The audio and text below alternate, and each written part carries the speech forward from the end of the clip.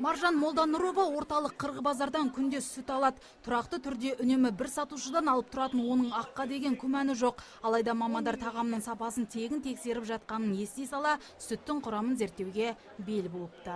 Енді мына жерде лабораториядан көрдік, көзіміз жетті барлығына. Жақсы сүттер. Күнде алып ішеміз барлығымыз. Сүтіміз іріп не алмайды. Ешқандай базарға қауіп жоқ.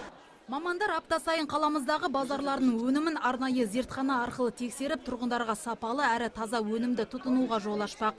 Әрі сатып алған тауарға қоятын басты талаппен құқықтарын міндетті түрде жадына сақтау керек деп есептейді. Сондай-ақ бұл күні сүт пен көкөністерді зерттеп, мынандай қорытындыға келді.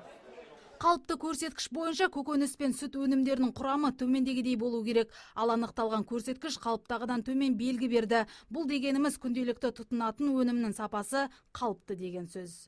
Мінекей бүгін бұл акцияға біздің облыстық санитарлық-эпидемиологиялық сараптама орталығының мамандары жылдам әдіспен қолданатын зертханалық тексеру жүріп жатыр. Осы тағам тұтынушылардың алдында тағам өнімдерінің сапасына, құндылығына, құнарлығына зертханалық тексеру жүргізіп жатыр. Бұл акция бүгінгі күнмен ғана шектелмейді. Барлық қала базарларында белгіленген кестеге сәйкес қала аумағында жүргізілетін болады.